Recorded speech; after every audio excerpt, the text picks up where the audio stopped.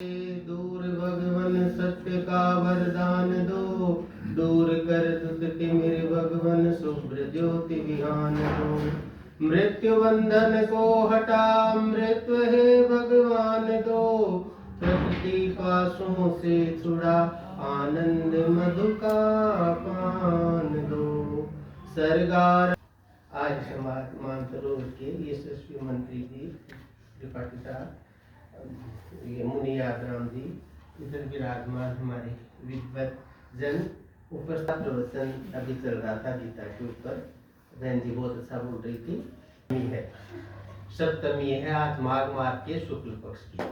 तो आज के दिन से ऐसा माना जाता है सूर्य की किरणें के अंदर जो प्रकाश है, ऊर्जा है, उसका प्रभाव ज्यादा हमारे ऊपर पड़ेगा तेजी के साथ में। तो खुद से ये कीर्तन जो शिष्य वृत्ति की है, इससे हमें मुक्ति मिलेगी।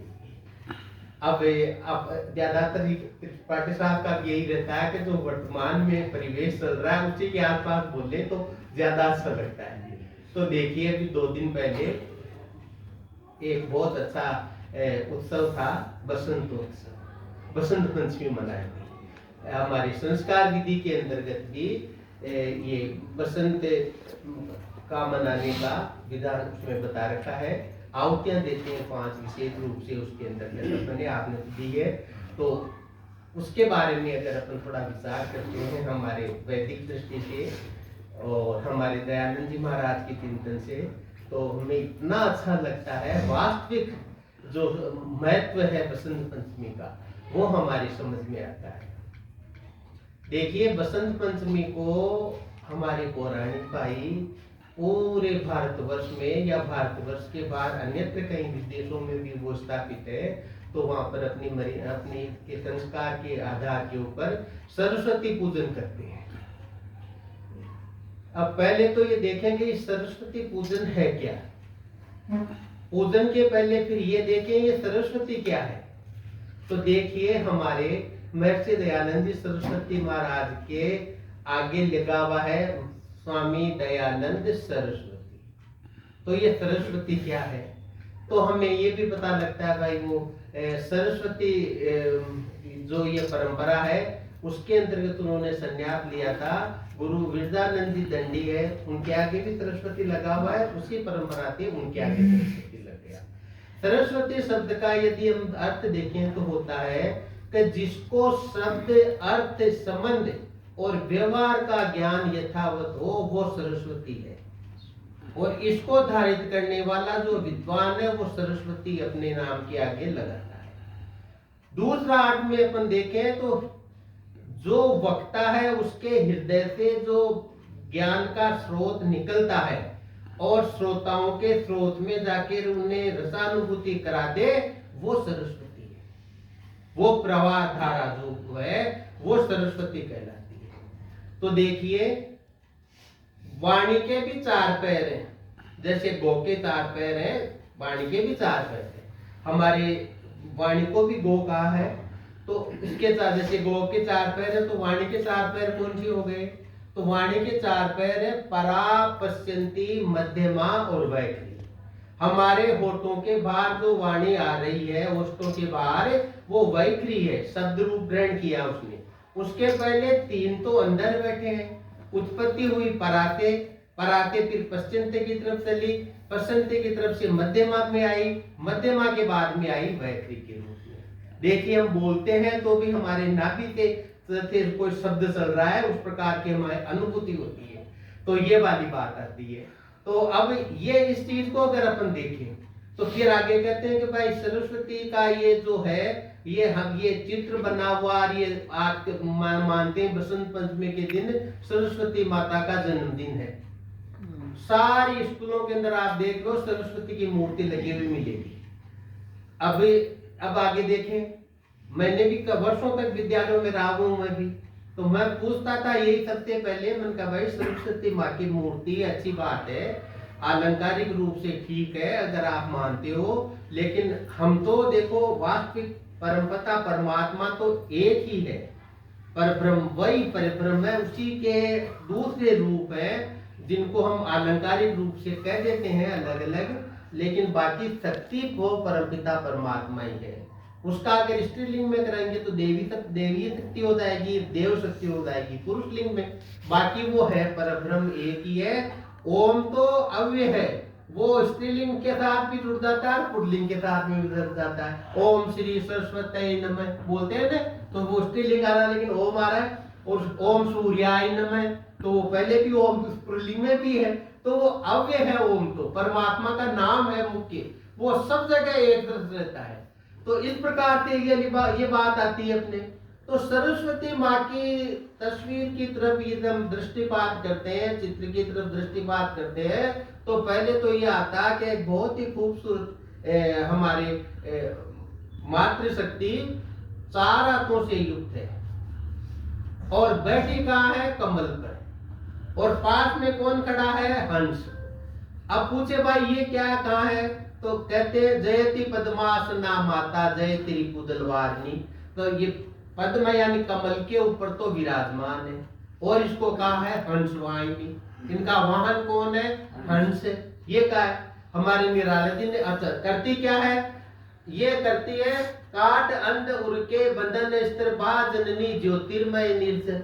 हमारे निराला जी जो राष्ट्रीय कवि हुए हैं, उन्होंने इस प्रकार से वंदना की है कि हमारे हृदय के जो अंधकार रूपी बंधन है उनको काटो, और ज्ञान प्रकाश रूपी झरने का प्रवाह करो हमारे अंदर, ताकि हमारे अंदर ज्ञान की ज्योति प्रस्फुटित हो। इसीलिए इसको ज्ञान की देवी का है। ये वाली बात आती है। अब आगे सबसे पहले अगर अपन चलते हैं तो अलंकारिक रूप को देखते हुए, तो सबसे पहले हम देखें भाई कोई किसी से पूछना, आप भी जैसे बहन जी बता रही नहीं है तो बहुत अच्छा प्रश्न रखती है सबके सामने, तो बहुत अच्छी बात है, समझ में आए उनकी इस बात का कि भाई ये सरस्वती माँ तो ठीक है, अपन मानते हैं, हाथ भी जोड़ते हैं, वंदन भी करते हैं, लेकिन इनके हाथ में ये पुस्तक कौन सी है? 4 हाथों में 4 चीजें हैं। एक ऊपर वाले हाथ में तो एक तरफ तो माला है, एक वीणा है, एक उसके अंदर पुस्तक है, और चौथा वरदस्त है, ये वरदान देते हुए। ये 4 इस प्रकार के हाथ है। तो सबसे पहले पूछो भाई ये जो पुस्तक है इनके हाथ के अंदर ये किसकी है? शायद ही कोई बता पाएगा। लेकिन मैंने एक बार दिवराला पोस्टिंग थी मेरा, उस टाइम में गया था, तो वहां कोई वर्षों पुरानी सरस्वती की फोटो था, बहुत अच्छा पेंटिंग किया हुआ, वो पड़ा था अपने स्टोर के अंदर। तो मैं उसमें गया, देखा मैंने स्टोर में देखे क्या है, स्टोर प्रभारी को कहा कहते इसमें तो ये पड़ा जो है वो माल है कि थोड़ा बहुत जो पुराना हो गया। मैंने देखा इतनी अच्छी, मैंने कहा जी इसको बाहर निकालो, ये जो सरस्वती है, कल प्रश्न पूछूंगा मैं इसमें बच्चों को और सबको कि ये जो हाथ में जो इनके है ये कौन सी पुस्तक है? उसमें साफ लिखा हुआ था वेद। तो सरस्वती माँ के हाथ के अंदर कौन सी पुस्तक है? वेद।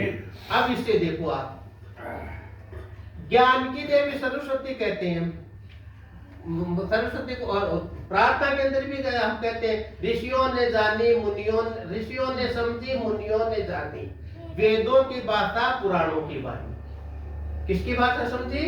वेदों की। तो सरस्वती कौन सी विद्या हो गई?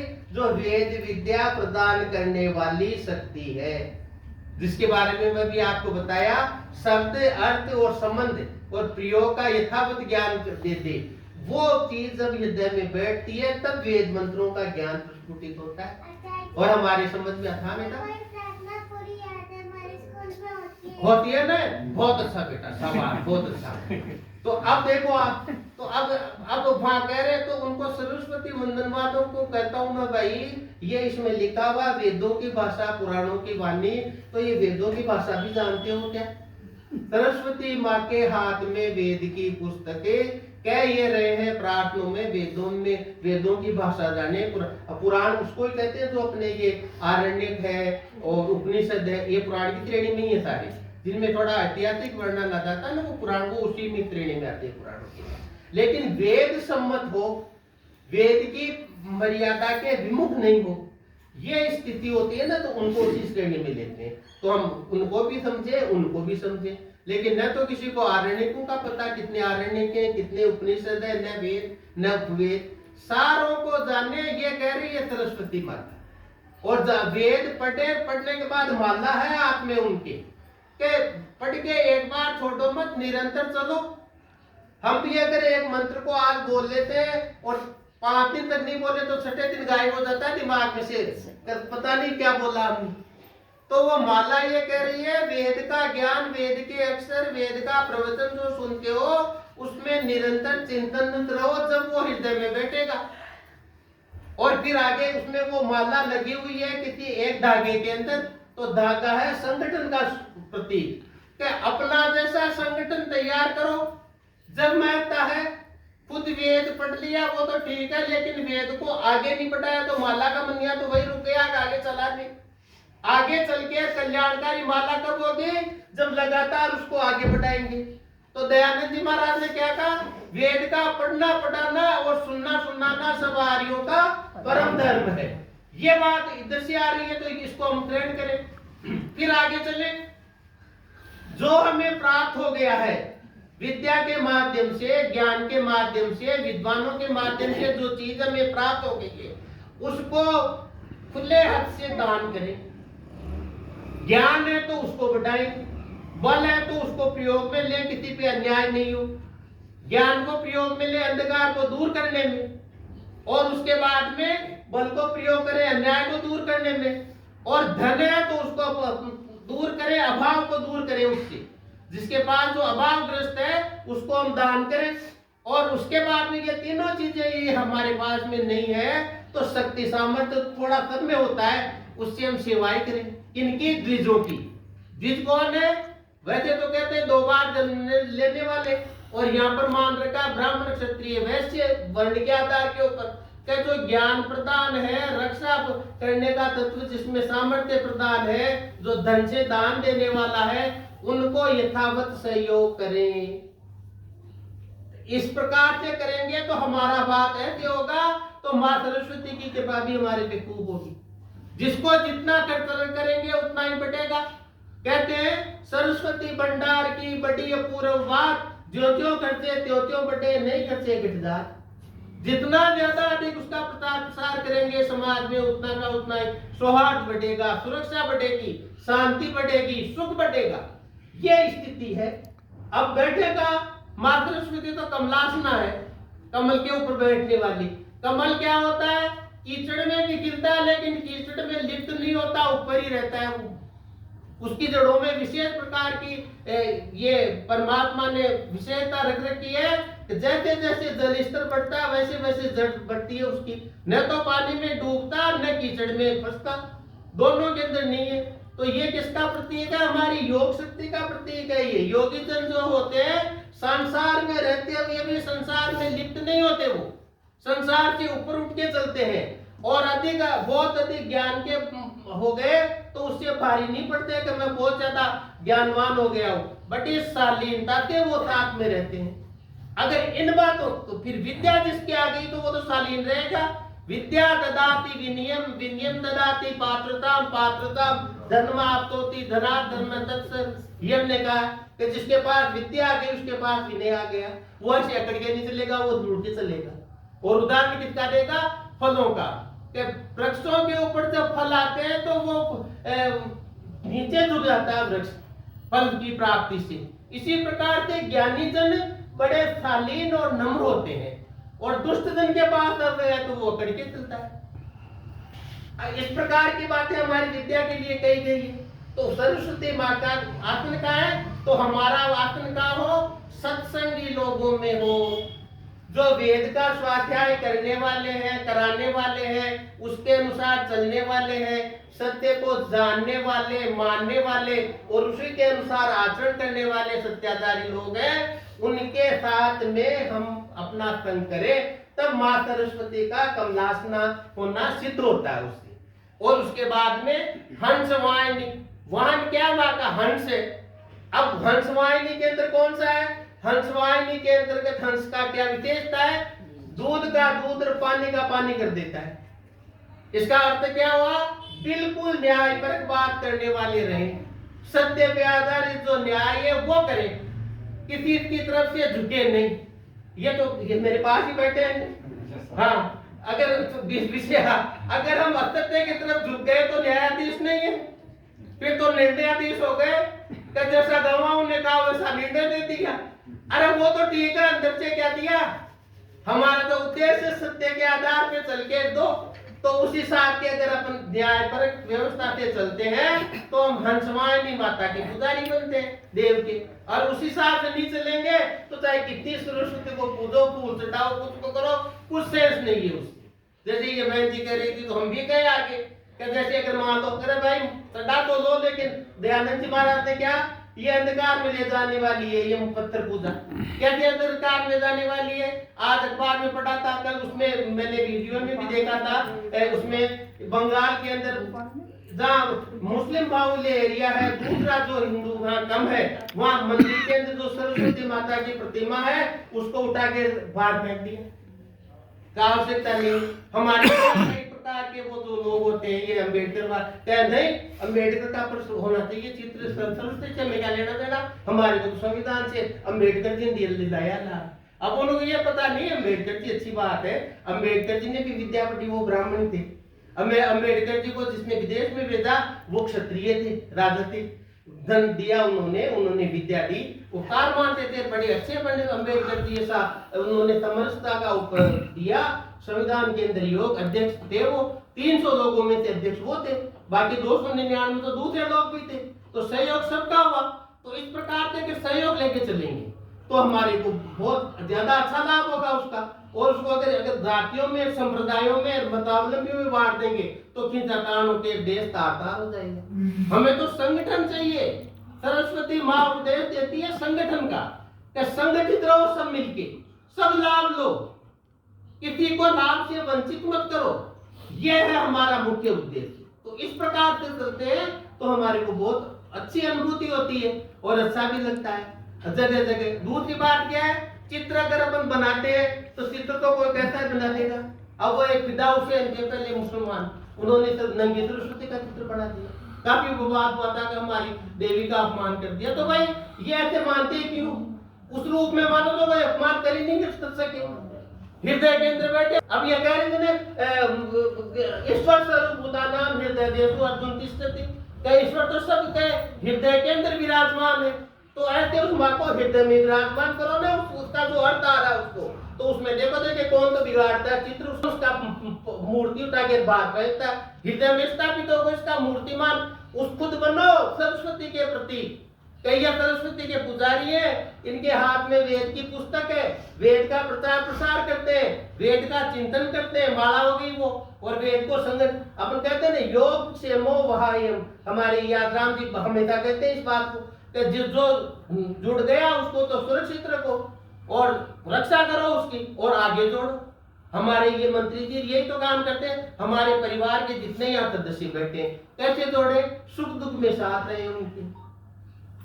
हम अलग नहीं समझे, हमारे परिवार के सदस्य समझे, तो देखो श्रृंखला बढ़ जाएगी हमारी, और श्रृंखला बढ़ जाएगी उसमें हमारे को आनंद बढ़ जाएगा। ये इतने अच्छे थे, ये अभी सुधा जी ने प्रोग्राम रखा था वहां पर, कालराज जी के वहां प्रोग्राम रखा था, और चीजें वहां रखते हैं। अपन देखो कितनी संख्या में हम उपस्थिति होती है हमारी, और हमारा संगठन कितना अच्छा लगता है, अच्छा बढ़ता है हमारा। अगले संडे को भी अच्छा देखो कितनी अच्छी बात आई सामने।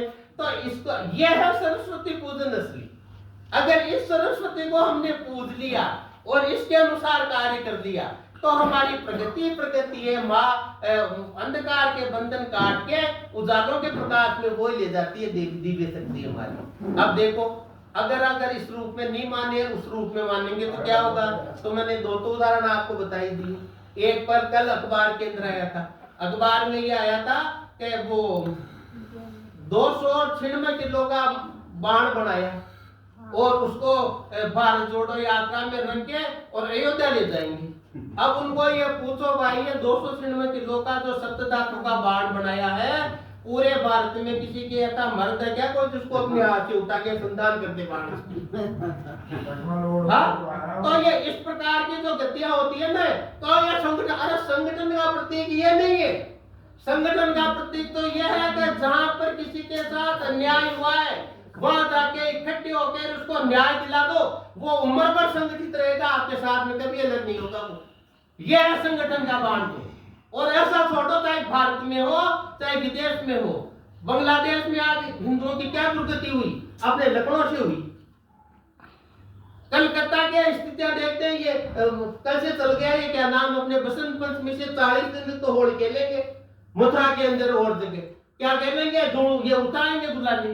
अरे वो रंग लगाओ इस बात का, किसी के पास में अगर कमी रह गई, कोई बेचारा आरक्षण के कारण तो आ गया, वो तो अच्छी बात है, उसको तो आरक्षण का लाभ मिला, बहुत अच्छी बात है। लेकिन जो बेचारा 90% लाके भी आ नहीं पाया, तो उसको प्रयास करके आगे भेजो। मेडिकल में आ गया था, यहाँ नंबर नहीं आया तो विदेश में भेजो उसको, प्रपोजिट करके उसको कहो भाई वापस आके सेवा करो और अच्छी। वो जुड़ गया हमेशा के लिए आपके साथ के अंदर, अन्याय हुआ उसके साथ जुड़ो। जब संगठन बढ़ेगा, ऐसे हल्ला करने से संगठन बढ़ने वाला नहीं है कहीं भी। वो शंकराचार्य लड़ लिए वहां पर, क्या मैं बाल की में क्यों आ गए, नींद आने देंगे हमको। तो अब उस शंकराचार्य के को प्रतिष्ठित किया था यहाँ पर, तो किस लिए किया था, वो इसलिए किया था कि भाई हमारे चारों कोनों में हिंदू धर्म की रक्षा हो। बौद्ध धर्म और इतना प्रचार प्रसार हो गया था, लोग बिल्कुल निष्कर्मण्य हो गए थे। तो ये शंकराचार्य महाराज हुए, कहते शिव जी, हाँ वास्तव में शिव जी का कल्याण करने वाले थे वो, सबको जागृति करी, वेदों की तरफ उपनिषदों की तरफ लेके गए वो। हालांकि विरोध भी होता, वो बात अलग है। हम मन तो संगठन की बात करते हैं, सहयोग की बात करते हैं, सकारात्मक बात करते हैं, हम नकारात्मक नहीं करेंगे। यहाँ पर अभी सकारात्मक ही करेंगे, तो उसका उपकार माने हम भी ऐसा करें। चारों शंकराचार्य सब जगह है, सब गांवों के अंतर्गत मंदिर है, सब घरों सब कॉलोनी में मंदिर है, इकट्ठे होकर देखिए इस प्रकार का प्रचार करो वेद का। कैसे नहीं संगठित होगा हिंदू जाति, कैसे आगे नहीं बढ़ जाएगी, नहीं संगठित होगा तो दुर्गति पहले हुई फिर हो जाएगी। क्योंकि बसंत पंचमी के दिन 2 उत्सव भी मनते हैं। एक तो देखो पहले मेले लगते थे, ये अपने महाराजा रणजीत सिंह जी थे ना, जब तक ये हमारे हकीकत राय का बलिदान दिवस भी मनाते हैं उसको बसंत पंचमी को। तो वहां पर देखो 2 समाधि बनी हुई पाकिस्तान में। एक दफा तो 14 साल के बच्चे को इस्लाम धर्म स्वीकार नहीं करने के कारण उसको पत्थरों से मारा, गला काटा उसका, हकीकत हुई उसने नहीं स्वीकारा। और दूसरी वो हमारे ये पृथ्वीराज चौहान की हत्या भी इसी दिन हुई थी, बसंत पंचमी के दिन, उनका भी मनाते हैं। तो दोनों का कारण क्या, वेद शिक्षा का लुप्त हो जाना। अगर संगठन होता तो विधर्मी पैर नहीं रख सकते थे यहाँ पर भारत के ऊपर। क्यों, तो हकीकत राय का बलिदान हुआ। और क्यों हमारे पृथ्वीराज चौहान की स्थिति हुई, क्योंकि उन्होंने यथा स्थिति नहीं समझी। 2 बार उसको गौरी को क्षमा कर दिया, एक बार कहते 17 बार, लेकिन आखिरी 2 बार तो इतने उसके ऊपर करे संवेदनशीलता से कि बिल्कुल एकदम वो भाई अब तो इसको करना ही नहीं, इसको तो नेता योग्य व्यवहार करना है। उसके बावजूद भी अपने अहंकार में आके उसको रिया कर दिया। तो हालत क्या हुई, खुदबंदी करनी।